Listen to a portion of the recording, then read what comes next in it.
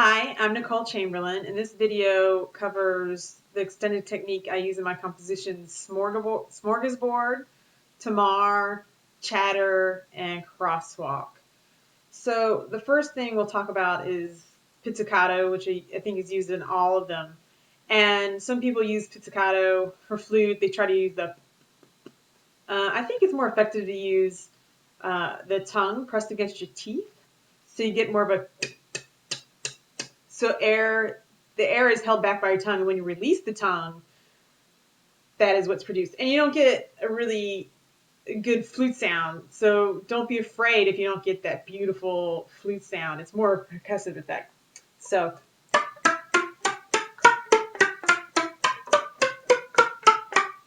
really, then get a little closer.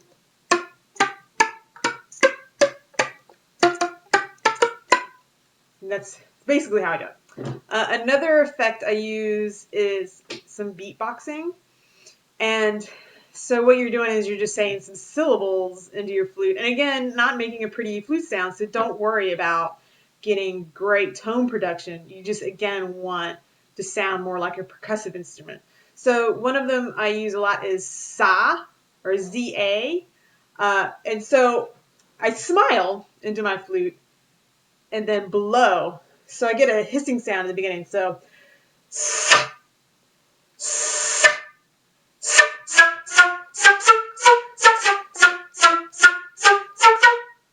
and you can do similar things, changing, and there'll be a lot of spit.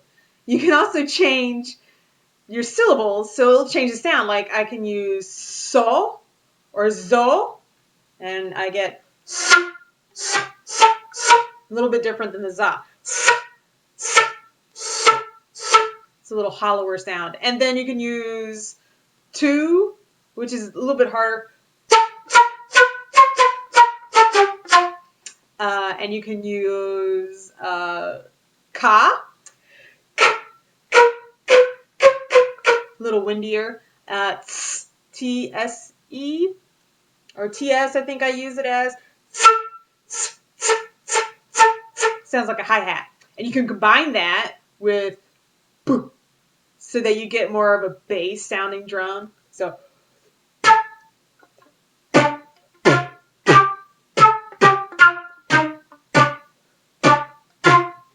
you can combine them.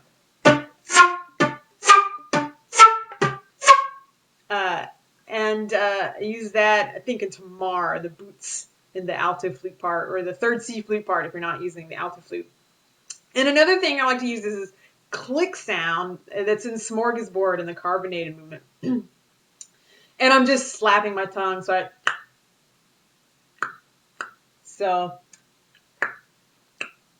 I think I use like a sa, so I go.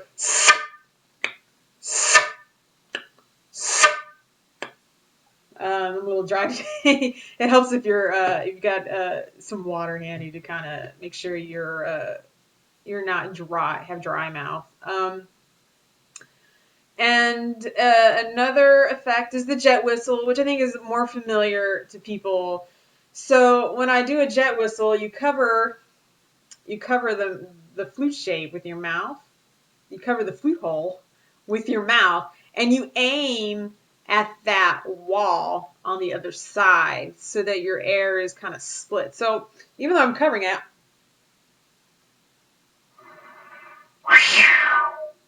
I'm blowing towards this side of it, not straight down, because if you won't get any, you get a little bit of sound, but it's a little better if you blow across. And then I think another one I use, I think I've covered it all. Yeah, I've covered it all, but there's also singing and playing, which I would highly recommend Nina Perlov's video on how to sing and play, because she really shows you how to get started. So basically you just kind of get used to singing la, right? And then instead of just singing la, you have to push air out so you can make a sound with the flute. So it's la, or loo is probably the better ooh sound. Ooh. ooh, and then you get in front of the flute. Ooh. Ooh.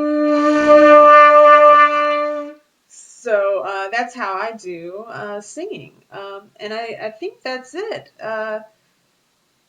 And all these you can also do on the piccolo as well. So if you decide you want to beatbox on the flute, and I think in Tamar there's some sighing on the piccolo, and you can also put, so it sounds a little bit different. Have fun. I love playing these pieces. I wrote them because I love doing these extended techniques, and I hope you enjoy them too. Please email me if you have any questions, and I will have links below to where you can buy the publications for these pieces. Thanks. Happy playing.